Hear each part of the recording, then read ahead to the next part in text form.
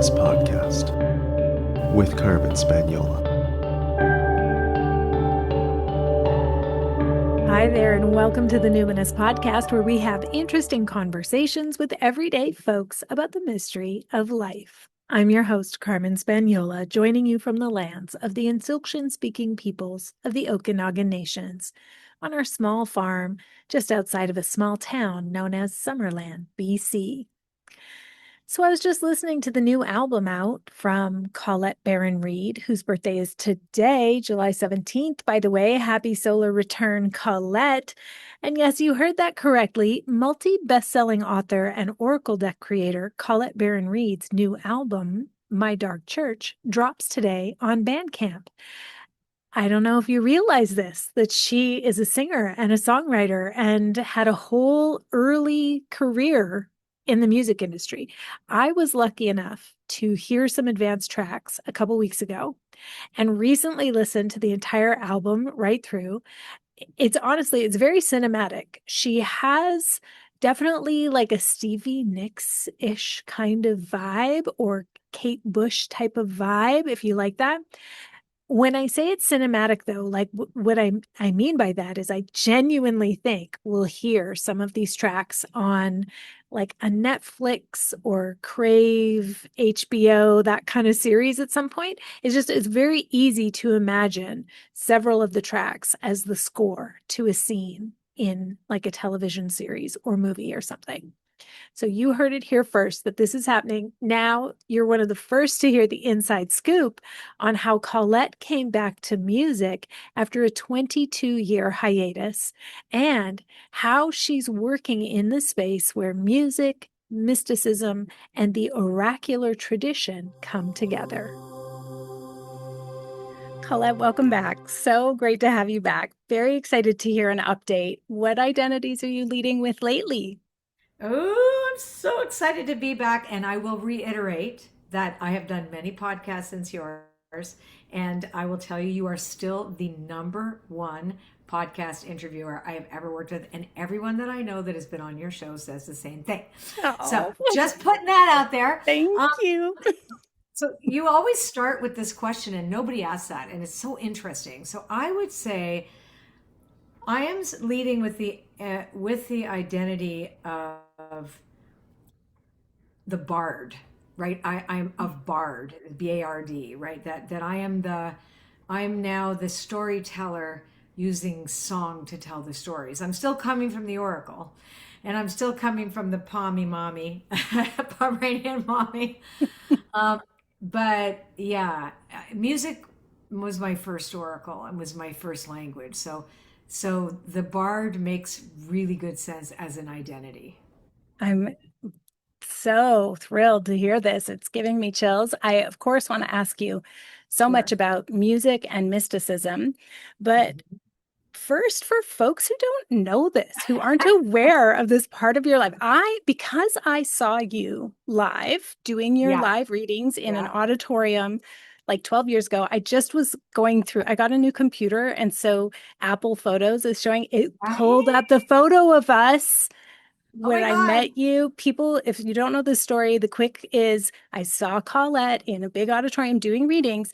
And at the end, when I went to get my book signed, I had your deck, the Enchanted Map. And I said, pull a card and sign it for me, if you would, please. And you said, wait, you do what I do, don't you? And I said, oh my gosh, well, no, not sort of, not like you do. And you said, you are going to be so successful. I was like, wow. Anyway, so that has been like a guiding light for me. Now you've got 2 books or 3 books now, right? I do. The third one's I know. Oh, it's happening. Oh. And we're friends. Okay, so that's what makes me like we're friends. So wild. Yes, thank you. That is the ultimate success. Basically, the praise of the praiseworthy is beyond all reward.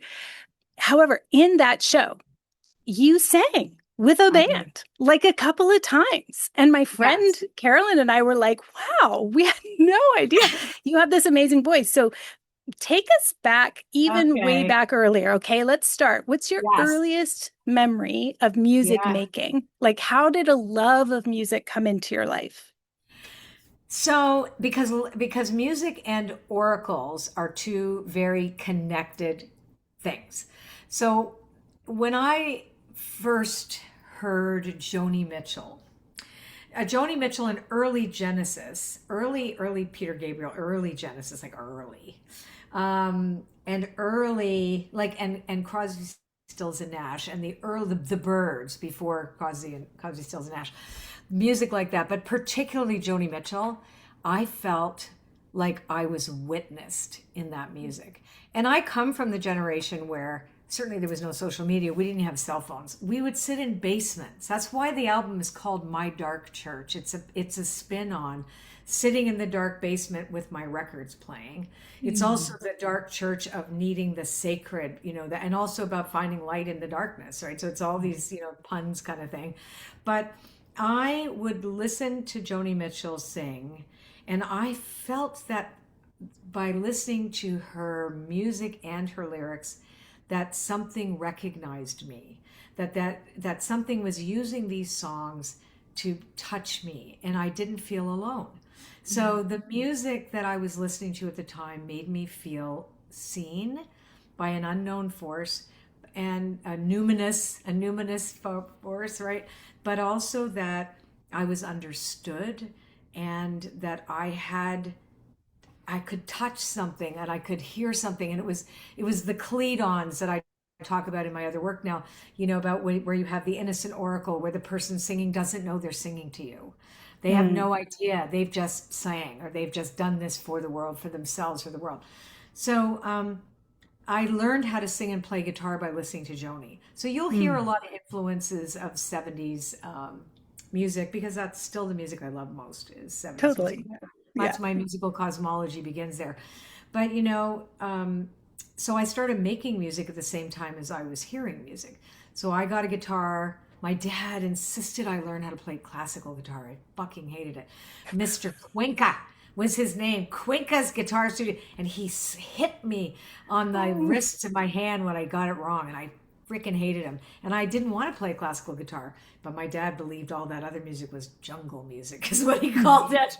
Right? He was 50 when I was born. So you got to remember, this man was born in 1908. Okay. Wow. And yeah, and any kind of music that wasn't like, I don't know. I think he got as far as Benny, the orchestras. That was Goodman or whatever. Yeah, whatever. But anyway, but the creativity piece, and the piece of that sense of being known by some universal force is actually the same thread of music. It's exactly the same thread of me writing music. It's just writing the music myself, because there was such a quality of nuance, which we don't have anymore. I don't have access to that anymore for myself. I haven't created an Oracle deck in like 2 years now. Oracles have always been a creation that I channeled, that were gifted to me, but they were always a system that was universal for others. It was always through me out there. It was very little of me personally, except for obviously some relative wisdom that I might have had that I would have, but mostly I was the tool. I was the paintbrush for the artist, the great artist. And I use me as thou wilt, and I will create this thing. But it was always for others. So there was, and I had a stork to drop the baby off, which is a publisher, right? Right. But this was very different, very different. Which we'll get to in a bit, because it's been 22 years since I've recorded, but Well, yeah, go ahead. let's talk about that crossroads, because there obviously was a time in your life where you felt you had to choose, like music or teaching and publishing spiritual development. So what nudged you towards, so like I've heard you say this before, that like I never wanted to be a writer. That was like, but what was the nudge? What was Spirit saying to you that led you to become this like best-selling author and creator?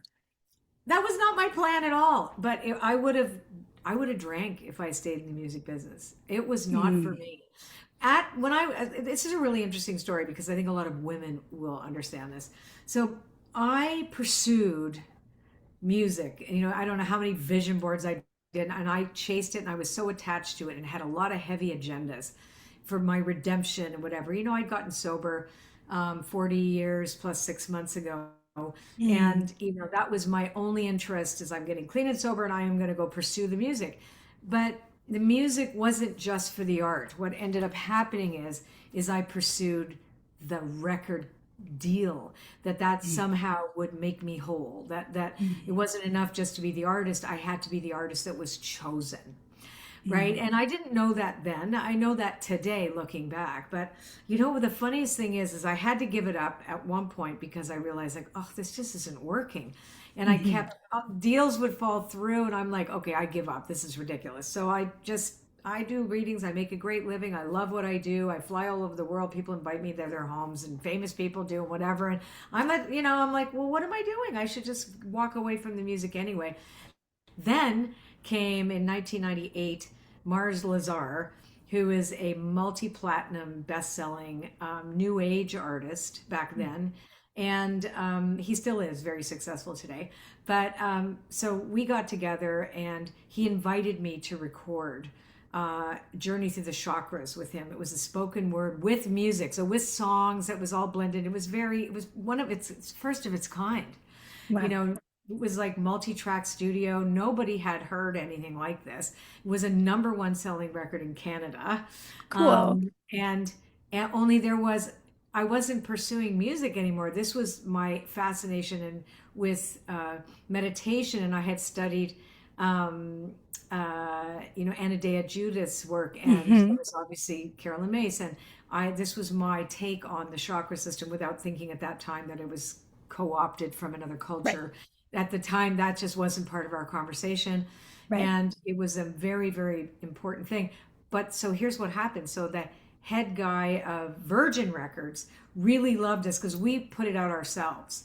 Mm. And me and my friend Dina, and let's just launch it ourselves. And was a great publicist, and we got people, and we had it in an aromatherapy studio, and we were so proud of it. And then it started selling like crazy. We're like, what the fuck? And then and then I got an opportunity, and I was 40 years old. Then EMI Music came calling, and my client, and became like my brother. Also left a record label in New York. I knew him from there. Became the head of business affairs for this place, and then this A&R guy who didn't think I was talented when I was 20, loved the music. He was there, like it was crazy. And then, but, but here's what's interesting.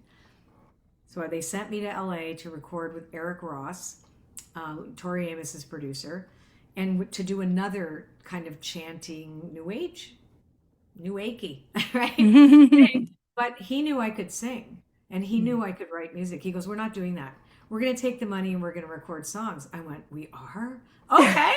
And then I realized, oh my God, this is really good. I should go back to the label, give them their money back and say, look, I really want to pursue this. I know that's not what you gave me the money for. I'll pay you back and I'm just going to go because I really want to pursue this. And the president of EMI, Dean Cameron, said, not so fast. This is really good. I'm going to pass this around the company. I'm not going to tell them who it is. Mm. And if they like it, we're going to release this as an album. You're going to go back and finish it. And Mm. that's exactly what happened. So he was my champion. Mm. But so that sounds good, right? Doesn't that sound good? Yeah, it sounds really lovely. Fabulous. Well, that's not good. Okay, so Oh. what ended up happening was my champion A&R guy left for personal reasons, and a new guy came on board who told me to my face I was too old.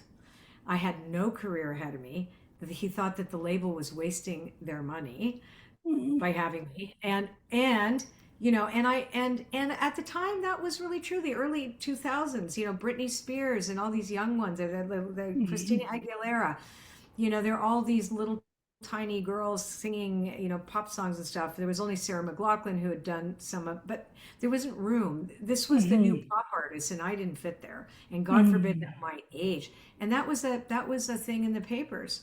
EMI Music takes a risk on a mature artist, Oh, right? Mature artist. right. Well, wait till you hear. So I leave this. You asked me a question about the crossroads, right? So Yeah. I go with them. I'm feeling still very good, even though Jody was like an asshole to me. But he drank took drugs. I'm positive. I mean, I don't know. I shouldn't say that. Poo poo poo. Poo poo poo. I don't know that for sure. It's allegations. But Right. everybody was like, Allegedly. Yeah. allegedly. but he did smell like alcohol when he said that to me. But anyway, so, but that really got me because at some level, that was true of the culture. Yeah. The music business was a very misogynistic business. I was lucky to have people like Dean and like like my friend and like all the I was fortunate to have that. But the industry itself would look like what's she trying to do, right? Like Yeah. what 40, where you think you're going with this? And so I went to our version of the, Grammys, which is the Juno Awards. As you know, we have that in Canada. And I remember sitting there and people were going in and out of the bathroom snorting Coke, I'm sure. And there was so much alcohol. And I was clean and sober. And Right. I'm like, I can't be here. Right. Now, Dean didn't. The people that I was closest to didn't do any of that. But I'm like, oh, fuck, what am I doing here? What am I doing here? What am I doing here? And I also wanted to belong, and I wanted to be chosen, and I wanted to be the one. And I'm like, I need to go home. So I sat like a little wilted flower I said to Dean, I ate an entire extra meal right at the table in front of everybody. I ate 2 whole meals, and I looked at Dean. I said, I have to go home. He goes, why? I said, I don't feel safe here. He goes, what do you mean? I went, I can't even explain it to you. I'm in the program. I can't do this. I have to go.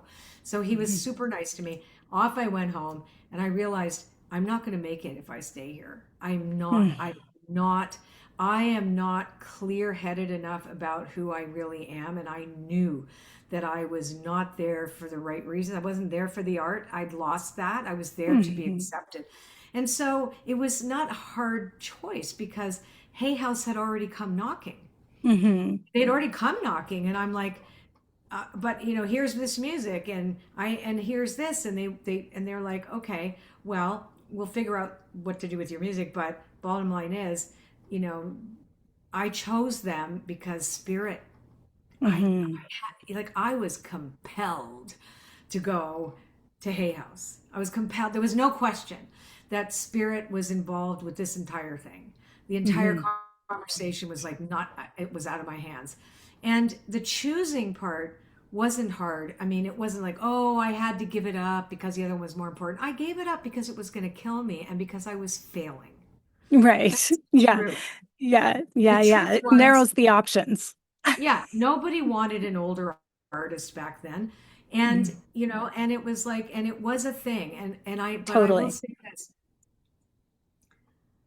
I went forward anyway. I had a few great experiences where I sang on events, right? A couple of that. But then I just walked from that too. I had a whole show where I, create some of the storylines around, the spiritual awakening around the songs. And then that went by the wayside. And I just followed the crumbs, to be honest with you. This was not a plan. Write a book. You want me to write a what? A book. Oh, God, really? Okay. And I popped a rib because I was so terrified. It was like the most horrible experience. People think, oh, book writing. I mean, for me, no. Card deck writing, yes. That is my jam. I disappear into the la la land of creation, and I'm happy as a clam. But to write books is hard for me. And I also wrote only about what I knew about. I never ever taught anything I didn't know, and I was always very open and real about, I'm still working this through. Although I made a lot of mistakes along the way too, because I didn't know better. Like, you know better when you know better, right? It's part of maturity. Yeah. But anyway, so when I started creating oracle cards, because Hay House, I didn't know I was allowed. I had made my own deck with playing cards and stickers, but I didn't know this was going to be something. And then it became something, and I just went at it and I would just answer. The only 2 decks were that I wasn't originally called to. It was after the fact. Because I had not wanted to do a goddess deck. And then Hay House had said, we'd love you to do a goddess deck. And I went, I'm turned off by the whole goddess movement. Like, it felt very performative. And I'm like, unless I'm really called. So I did a lot of academic research around that.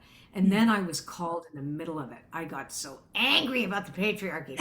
I got so enraged about the mother, right? You know what I mean? I became obsessed.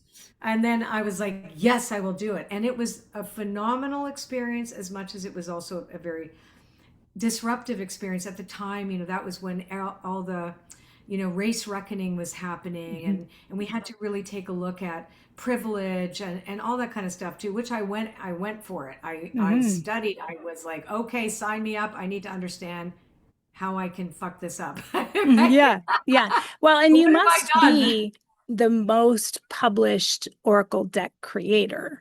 Is there anyone who, oh, maybe Yes. Doreen Virtue or More like, so? No, no, no, not no, Doreen. not her. No, actually, my original artist, Jenna Della Yes, Gritalia, Jenna Della she, Gratalia is one of my yeah. first guests on the podcast who I love. Oh my Yeah. God. We're sisters. Okay. We became sisters. I had her on a contract where she wasn't allowed to work with other people because she became part of my brand. But we became such close friends, and she really wanted to do things. And I said to her, go do your own things. Hmm. I am going to go and I'm going to start playing around with handmade art, etc. Hmm. And because I really wanted to do that. And plus I did my own art too. Hmm. And so she has more decks than me now because she kept making decks beyond that. Okay. So I have 19. I think she has 26. Okay. Okay. Right? Amazing. So Yeah. creative. Well, okay. So let's now, you mentioned like, okay, so now older, wiser, things happen for a reason. You've had to go through a huge learning curve about who you are, how you practice spirituality, And how you come to creation and what's the impetus for it. So now, as an older, wiser woman, how would you describe the interplay or the relationship between music and mysticism? Like, are you partnering? Uh, is there like, are there guides you work with, or is it just the divine is coming through? How did you get called to the album that you have just produced? oh my God. Okay. So first of all, let's talk about the interplay between music and oracles. So I think I mentioned an early part of the conversation about cledons, and I have a whole chapter on that in my book, Messages from Spirit. So What are sound, cledons? a cledon, I'm going to tell you So, that. okay, okay.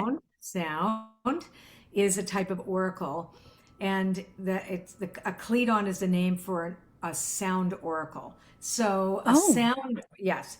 So it was practiced for 1400 years in the ancient Greek civilization. People would okay. go to pray to the god Apollo, who was in charge of this, Apollo, and go to Hmm. his temple. And the temple of Delphi was an Apollonic temple, and Hmm. they would ask, they weren't asking for their futures. They needed to know deep things. It said, please show me, because it said, know thyself. And they didn't always know themselves. They're like, tell me, I need to know this. What do I need to know about this? How do I look after my this? Or, whatever it is. Hmm.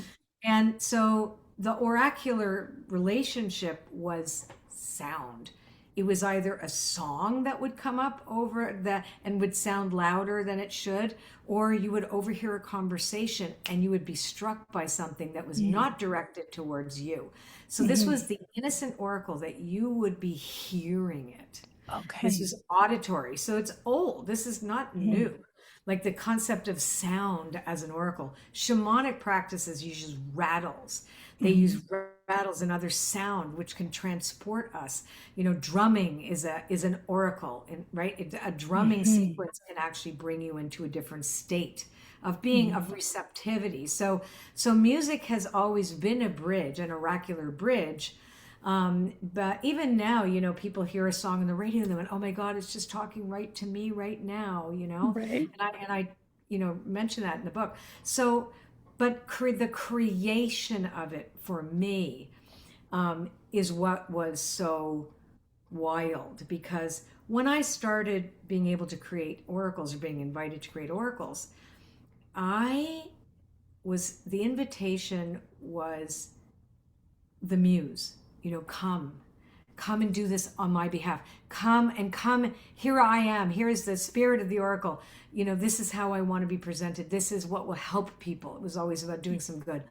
And so I listened, and I listened to the lexicon, or the vocabulary that it wanted, and the imagery. And I would talk to Jenna originally and say, okay, this is what I know this needs to be like, and can we do this? Can you come up with this? And let's do it, and da da da. But it was this very, so if you could imagine a physical place that this came from, it came from up and over, right? And it would come down and in, right? Up and over, down and in. And the feeling of complete release and not being attached and having no me in it. I'm not in that. I'm not in the creation of it. Colette doesn't exist in there. I am the interpreter. I'm an interpreter. So it was the exact same feeling that I would have when I would create songs. I would write my own material. The only time I've sang other people's stuff was either on some commercials that I did for like cornflakes, and that what you heard when I did two, I think a James Taylor song and Charlie Puth, and a song by him, because I thought it was really apropos for what we were doing, but I've only done my own songs, so it was the same feeling, and so I was gifted with the same access point creatively is when I could just disappear and translate what I heard. And in that case, it was oracles. So what possessed me to do this again when I was too old, when I was 40, and I'm turning 68 years old tomorrow. Wow. So happy birthday. Happy solar return. Thank you. Thank you. Thank you. Thank you. And so I haven't done any oracle decks for a while, and I needed to stop. I don't do it for the sake of doing it. It has to call me.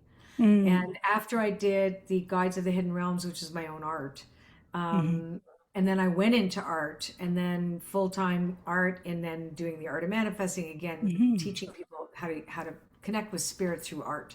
That became my next interest. And I hadn't been called back, but something was bothering me. And I will tell you honestly out loud, the thing.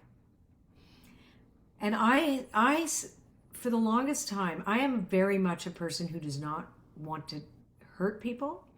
I don't want to say the wrong thing, right? I am an eggshell walker. And I mean, I also come from a family where that was normal, walk on eggshells, right? Like, ooh, we want to make sure that we're doing the right thing, right? So, and that's on one hand, it's a really good thing, but I am not a performative or virtue signaling person.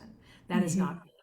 I am very, very clear about who I am, right? So I'm not worried about things that I might have been worried about back in 2018 when I didn't know better. Like, and I didn't know.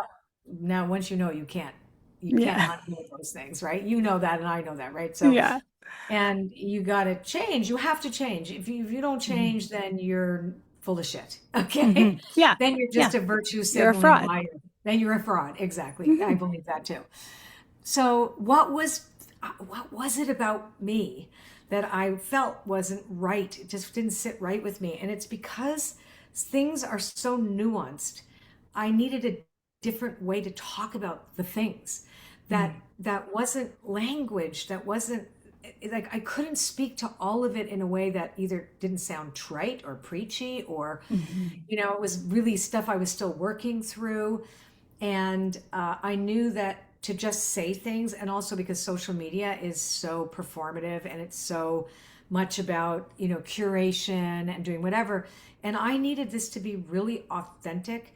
One of the things that I keep telling, I'm so not the guru type. I'm like, do not put me on any freaking pedestal because I will fall off and you're going to wonder what happened. It's like, we are all working this through. And the older I get, the less I know. And so there are certain things that I couldn't say, like about my rage. And like, I have rage. I've had a sense of, I don't understand the hate in the world.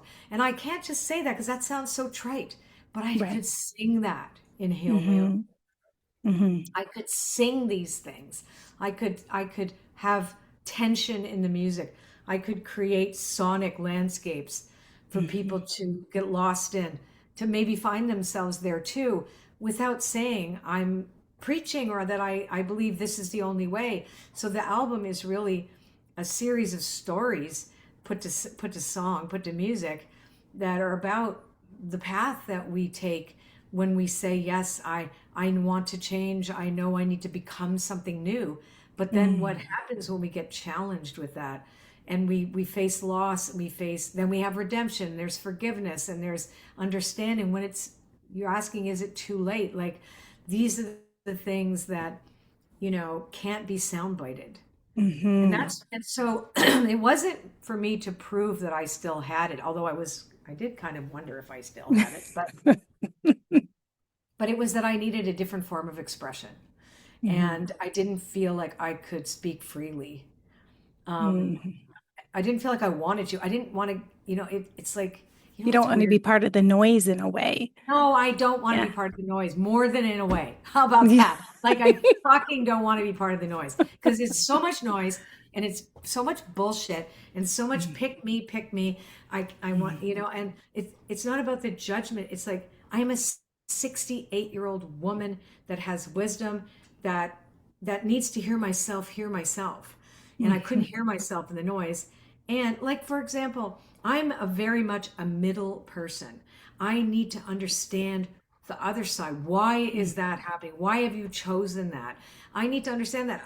And we don't have that kind of discourse anywhere. And the Mhm. minute you appear to sound like you're interested in knowing the other ones were like, oh, you're picking a side. Like, I am not a side person.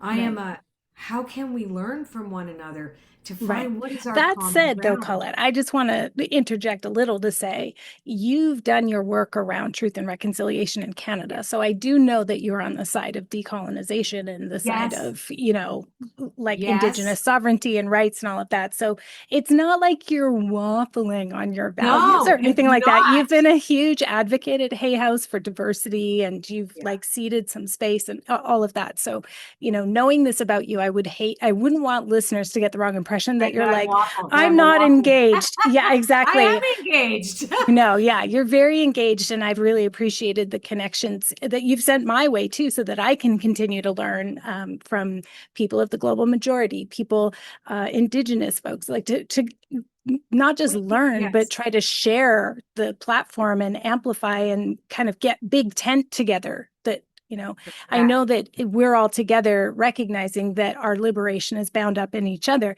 that you and I can be angry white women, but we will Right. always want to advocate for Indigenous women and Black Right. women and disabled Yes. women, trans women, all of that. So, yeah, it's not like you're just Yes. kind of waffling and being like, I want out of this social media conversation Oh, because that's I not don't like being it. attacked. No, that's totally not That's not you. it at all. That's not it at No, all. I want a mature conversation. exactly. I want a That's what I mature want. conversation. I want a Yeah, yeah, mature conversation. And I yeah. want to be, I'm at a place right now where I need to express something in me. So that it was interesting. Yeah, the white woman enraged. I never thought I was allowed to say, I feel angry at what I see. I Mm, feel, and I have felt angry and I have felt, helpless sometimes, more than once, more than oftentimes when we see the hugeness of what needs to change in our world. So, yes, I know certain things, but that's a given for me. But thank you for saying that in case right. people don't know who I am and I sound like Yeah. a simpering white waffler that's scared Totally. of being something like a Totally. character. Totally. I don't know. I don't even know anymore. But you're right. But I will say this: it's not about it's more about, it was so personal. So let's just say this. So it was very, very personal. And I needed to be truthful in a place that felt safe for me that could possibly be universally true for others. Mm-hmm, mm-hmm, mm-hmm. That's Sometimes when you say less, and as you say, you could add the sonic landscape the and you sonic can sort of landscape. strum directly on the nervous system. You can get to a Yeah. place of resonance much more easily than words, because words actually often escalate conflict and, Yes, that's what I and mean. it's like, let's go Yeah. beyond for sure. So, okay, You're so much smarter than me. no, it's not that. It's that I'm tracking you. I'm You're tracking you. really You're in tracking. it, but I'm tracking. So now you did it. You went into the studio. You've made this happen for yourself. I was You've so scared. created an album. Yeah, exactly. It's like, so then you get in there and it's like, oh shit, I'm really fucking doing this now. Yes. How do you feel having completed it?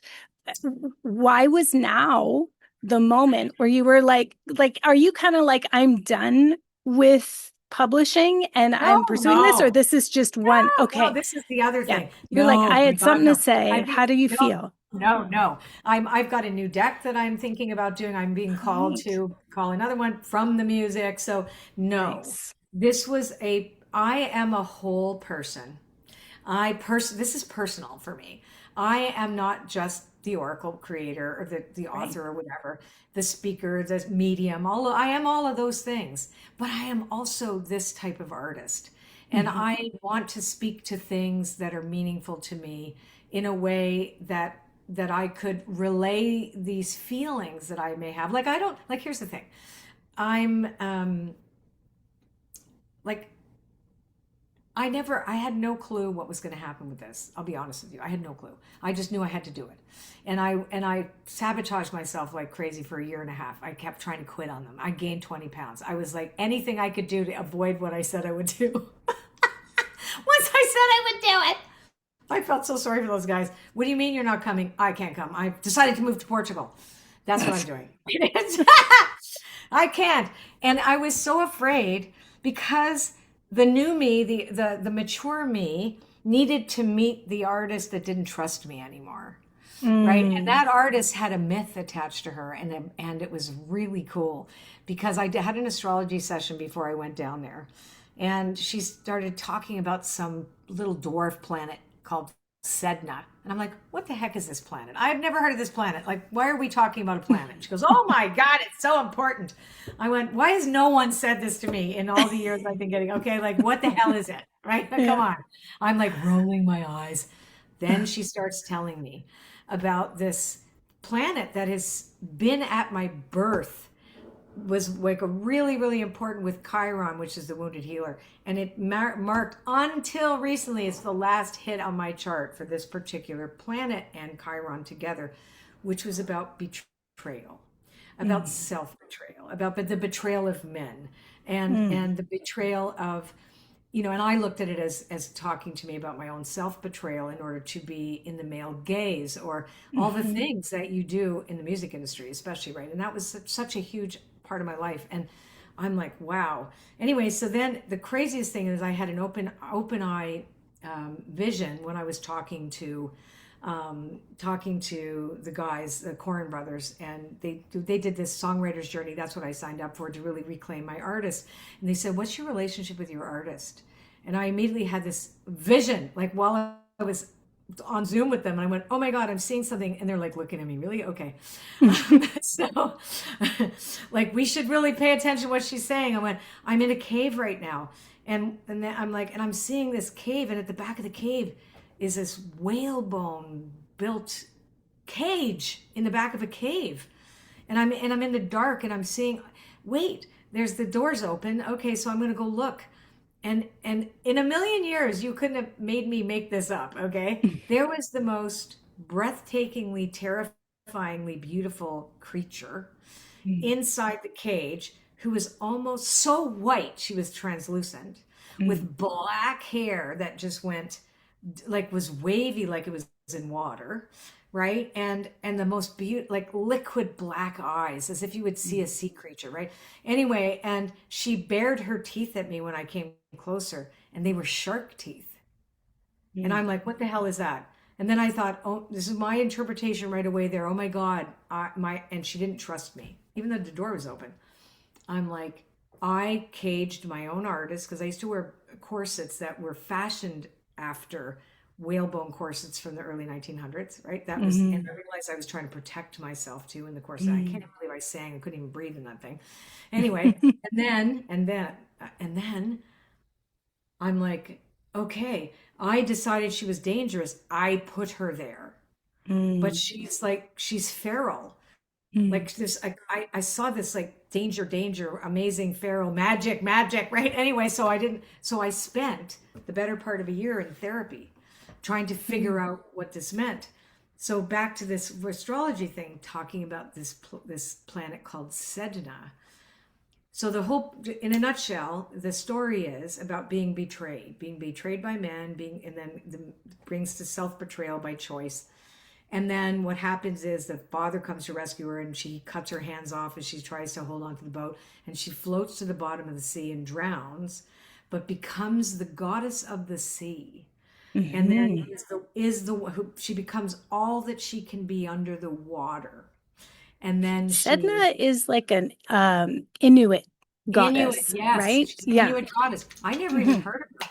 I've So never heard of it as a planet, but I know it's a Sedna is the planet. Inuit mythology and as being quite a, on the West Coast here, we have the cannibal woman of the forest, and Sedna was always kind of like that for the third coast of Canada, like for the sea. It's like The she's kind of sea. monstrous, but she's actually a wronged woman kind of thing. Yes. Yeah. But she became the queen and she became Right. right, the goddess that brought the hmm fish, right? So I knew nothing about this. And I'm like, wait a sec. And then I saw an image by an artist and she had shark teeth and all Whoa. hair. And I'm like, Wow. holy shit. So there's a relationship between this. So anyway, I go down there knowing that I needed to do this and not betray myself and give offer this up for the male gaze or for the kind of approval that I had looked for when I was younger. That all had to go because that was what was caging that hmm betrayed person. And I mean, I was gang raped when I was 19. I mean, I've had a list of reasons why I could tick off betrayal, hmm but I became the jailer, Right. me, Right. right? Well, this is So, what patriarchy does, is that yes, we police ourselves eventually. yes. We do it for patriarchy, essentially. And so here you are, having liberated yourself. How are you feeling on the other side of this creation? It's Yeah, coming out right. into the world. Let's You like did ask me orient. a question. Yeah. Yeah, no, like how is it? Like, do you feel I renewed? feel Do you very, feel like yes, this is your yes. redemption story? Like, do you Yes. feel Well, back on path? this is my reconciliation story. Reconciliation. It's not my redemption. It is to reconcile with all the parts of me to say, because the thread throughout the album too is about the mother. It is about calling back of the goddess, calling back the feminine, back from the patriarchy, back from, the colonization, back from all of the aspects, the tentacles of that Mhm. is what's being called in a way where, and I'm not an overt person, as you know, right? You're very out there, right? And I'm very behind the scenes, right? Because that's just my personality, right? Mhm. So I do all the, I'll do anyway.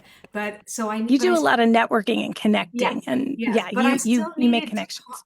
I still needed to say the thing, and so when you listen to My Dark Church, there's the first line is, I've looked into your waters and I've saw the mirror there. So this is Sedna looking at me. Mhm. It's the woman who gave herself up to the patriarchy Mm. looking back at me, but she's not wronged anymore. She's the queen of the ocean, right? So for me, I Mhm. felt like this brought me a sense of wholeness Mm. and fulfillment. I sing better than I ever had in my life. I'm amazed at what I did. And I am going to incorporate music into a live event where I'm going to have an interactive audience thing with the music as a storytelling part too. And I'm just really happy. And I have to tell you the coolest thing too. So not that I needed this, but Lady Gaga's manager, Troy Carter, who was her manager forever. He's not been her manager for many years now, but he was her first manager for a good 15, 20 years, I think. Anyway, so I've just known him socially for like, what, 16 years or something. And I've never asked him for anything. But anyway, I called him and I said, I was so apologetic. Hi, I'm really sorry to bother you. But can I Oh. ask for something, please? I said, could you please listen to this? And I said, no, I just need you to know I'm not trying to be in the music business. And I just need you to know you don't have to like any of this. All I want is to give me some advice as to what I should do next, given that, like, right? Anyway, he Mhm. calls me the next day and he says, this is really good. This is really, really good. And so his new whole venture is to help independent artists, which is so great in his world. He said to me, he goes, I said, you sure I'm not too old? He goes, you're not too old. I went, how come? I was too old There's no 20 such thing anymore. anymore. So apparently, he hooked me up with, I mean, he's just such a nice man. He's such a great guy. Anyway, so he said, let me help you. I'm just going to help you. I went, really? You're going to help me? And he's like, okay. So but how he did was he connected me up to his couple of the young people who work for him, young, and they're young in their 20s. And now they tell me, apparently there's a whole revival of 70s, 60s, and 70s music.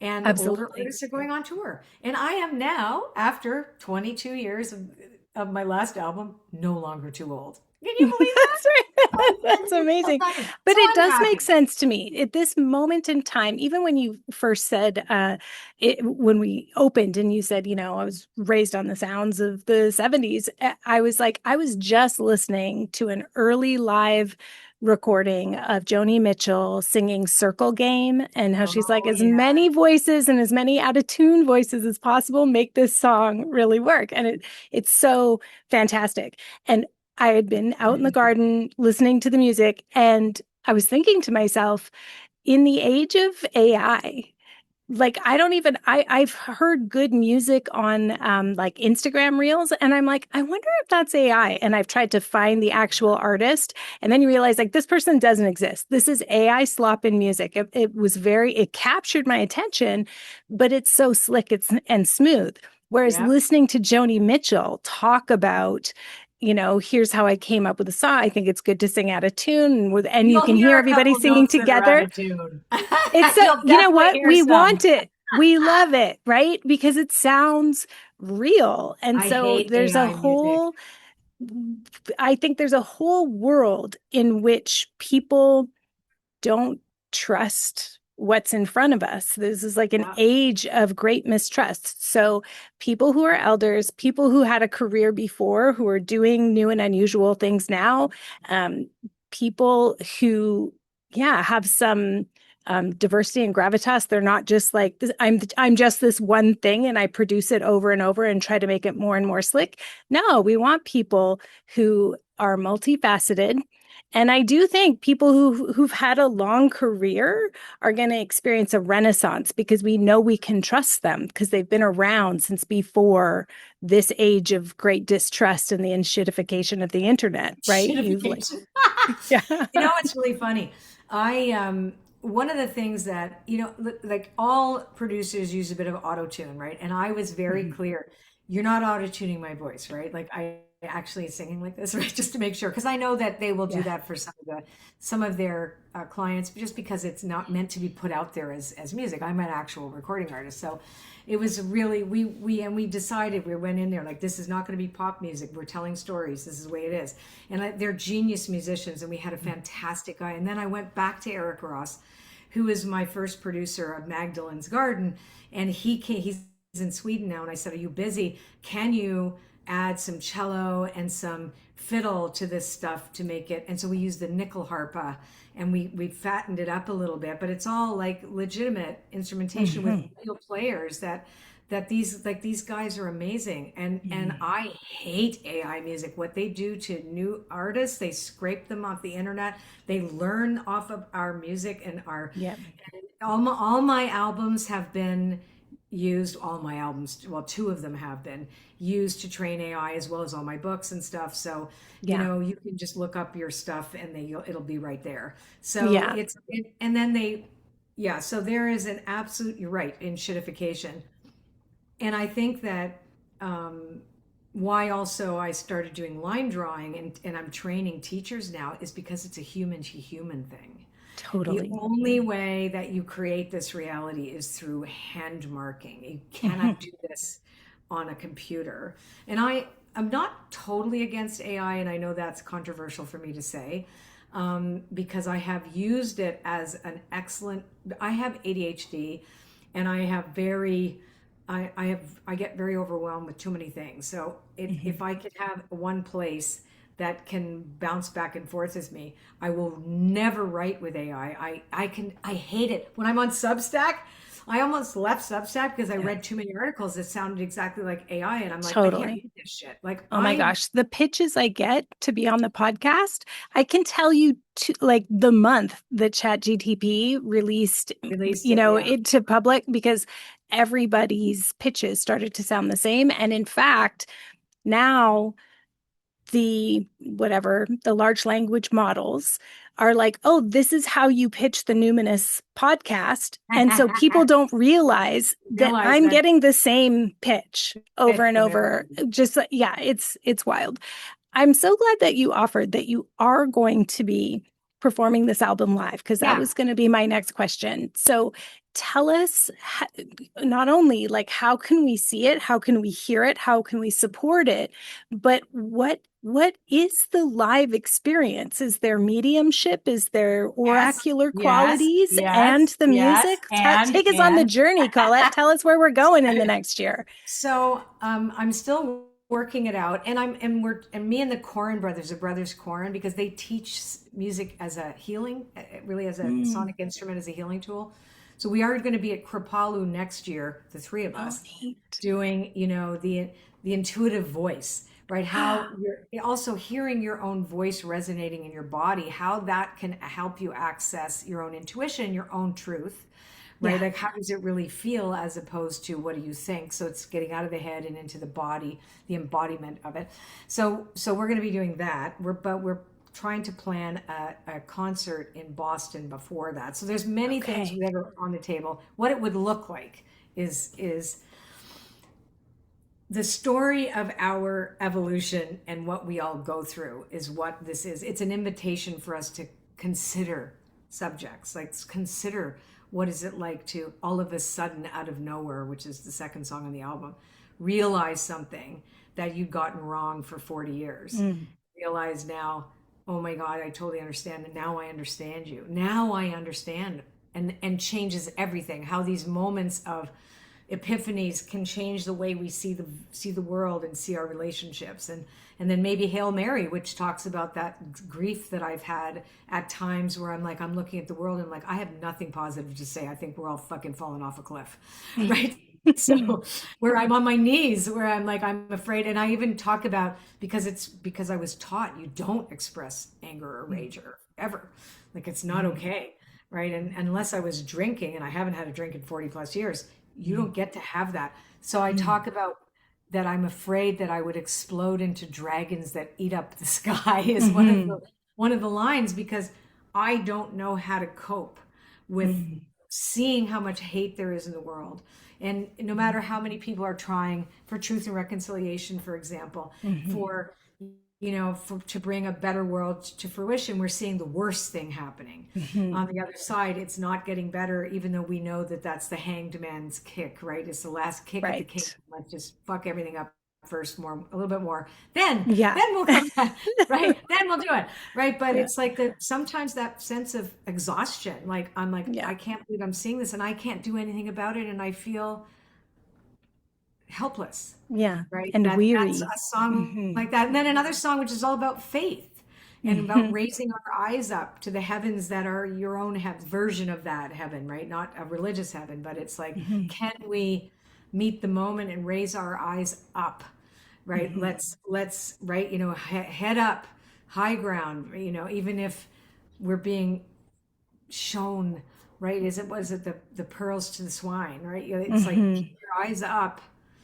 And then there's songs about, about finding, there's a song called Into the Dirt, where it's all about finding that connection, maybe love with another person, love with an animal, love with God, love with goddess, love with whatever, just finding that after toil, after how much hard work we put into all this, there is a finding of sorts that happens for all of us. Wow. So it's a very cinematic journey and very kind of Shiro's journey kind of thing as well. Yeah, a Shiro's journey. And then as a show, it would be invitation, conversation, go into the audience, see who I can connect with. Do the things you do. Yeah. Do the things I do, and maybe a multimedia thing. Let me tell you, it's going to be cool, and it's going to be in theaters. I love it. That's amazing. Oh my gosh. Okay. Well, I'm feeling very uplifted. So as we come to the last question here, I would like, beyond the music and everything that you've just accomplished, everything that's to come, where are you finding joy and pleasure these days? Okay. I'm finding joy and pleasure swimming. All right. I'm a water baby, so I'm swimming a lot. That's very Sedna. Very Sedna, right? Very Sedna. Yeah. So I'm doing a lot of swimming. I'm doing art. I find a lot of joy in art. I'm doing art, but I can say that I'm having a lot of joy that I'm no longer using food as an escape. Now, one day at a time, knock on wood, right? It's been like 6 or 7 weeks. I kind of finally surrendered, not for weight loss, even though I put a lot of weight, but it's more about where the question was, where am I betraying myself? Right? Mm. So I'm getting a lot of joy and satisfaction. Both my husband and I are Mhm. very aware, like, what are we trying to eat away? Like, what are we trying not to look at? Both of us are the same. So we're both on this together and it's so fun. That's Like amazing. it's just been really fun. And we're like, okay, why do That's we amazing. want that? Like we're Right. like, I I'm going don't to know. send you my new book, How to Connect, because I I have think it. I can. Don't I You have it? have it. Yes, that's It's true. What am I so talking about? I good. sent it to It's you. so Okay. good. When you get to the ingestion behaviors chapter, I'm very excited for you to listen to an upcoming episode because um, one of the tone readers, sensitivity readers, advanced readers that I had is an anti-fat bias educator, a fat liberation educator, Ali Shuan. And I had her go through the book. And I feel like you and I, Colette, this is going to be our next level journey, is all the ways we're going to be like, oh my gosh, we have so much to unlearn about how Yes. patriarchy and essentially anti-Black bias, which is what Wow. anti-fat bias is, we have internalized and we militarize as white women. You and I both, we're Yeah. gonna do this is our next deep dive. Okay, this is our next You level want to know learning. what? So I'll tell you what. So we are now so free. Like Mark and I are like, if we really want it, we don't worry about like I don't care. It's so upsetting to see how many women are getting so emaciated right now. Like it's Oh like a yeah, whole new level of patriarchy to control the woman's it body. Like totally is. And I am fascism, not there at all. The fascism. opposite. The Yeah, opposite. Like exactly. Mark and I are I like, think this is is very important for us to like really interrogate what is that and why is is it this happening nourishing?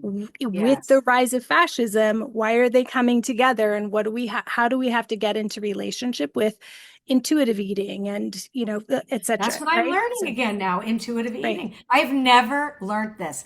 This was the last house on the road that I was willing to look at until I just got Mhm. miserable and I thought, what am I doing? What is Yeah, happening to me? I started this, my mother made me go on a diet when I wasn't even overweight. It was like we yeah, were going to control the body and then I became bulimic and then totally. anorexic and now Yeah, finally the it's a music whole has, journey. yeah, Yeah, we'll talk totally. about that. It's the next level. And I think, you know how like once you understand let's say patriarchy, it's easier for you to understand white supremacy culture. And you're like, oh, yeah, no, I get it. And once you really understand white supremacy culture, then looking at how we've internalized anti fat bias, we're like, oh my God, I can't believe. Okay.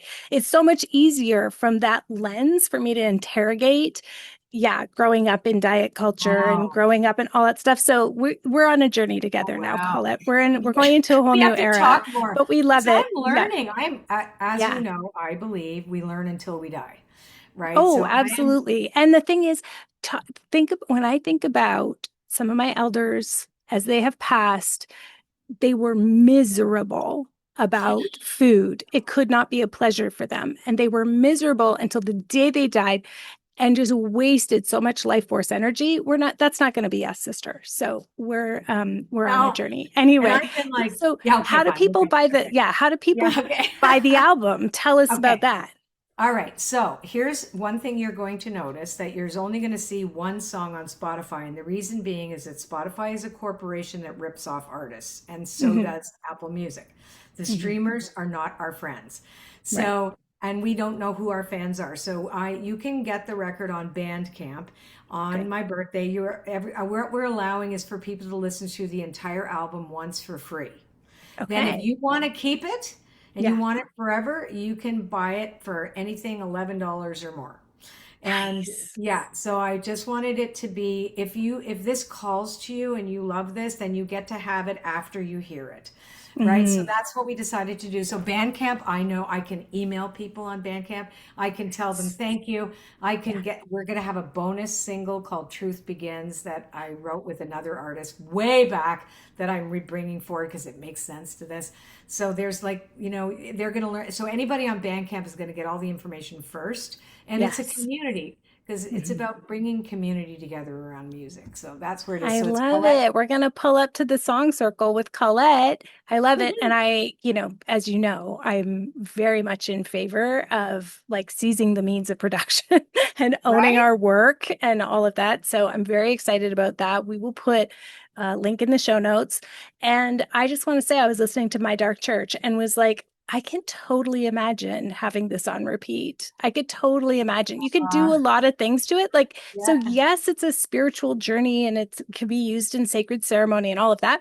I could totally see like cleaning my house, doing the dishes. Bruce Yeah. Springsteen said Yeah. there's music to change your life to and music to clean your house to. And, Absolutely I to actually clean think your they can be house. both, right? Exactly. If Yeah, that's what you like doing to my music, I'm happy. It doesn't need totally. to be so deep. I You're just right. want you to enjoy it, you know? Yeah, very enjoyable. I'm always delighted to speak with you and share our conversation with the world. So thank you for being on the show again, Colette. Thank you for always being you. I admire you so much. You are not afraid of anything. And you are not. And I love that about you. You say things that are like, that's what it is. And I'm like, oh yeah, yeah, I'm with her. Right? Because, and you've done so much good. You've done so Mm. much good for so many people, and I really, really admire you. And yeah, we can say we're friends. We Yeah. can, we're friends. And I'm going to Oh, I help you know. promote your book. Thank you. Every time we're like texting, I have to I send a message to my girlfriend's group chat and to my husband and say, everybody, I'm sorry, I'm not available. I'm just texting with my friend Colette Baron-Reid right now. You're so silly. Oh my God, you're a goofball. Anyway, thank you for having me. And so thank you Yeah. so much. Thank you so much. You're awesome. Okay, so as you heard in this episode, in 2015, I somehow manifested friendship with one of my idols, Colette Baron-Reid. And so now let's all together manifest that her song called The Impossible Life, which is track 5 on her new album, My Dark Church, let's all manifest that that song one day is set to a scene in the TV adaptation of my book about a woman who walks away from a career in academia to become a rancher and wild horse trainer in the rugged backcountry of northern BC. Okay. And there's a choice point in this character's life.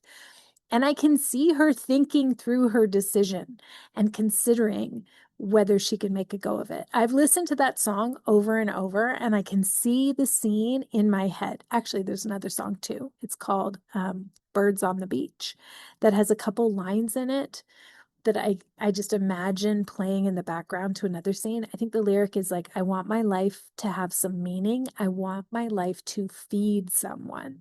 I just love that line. So I'm planting the seed now to secure some licensing rights from my friend Colette Baron-Reid.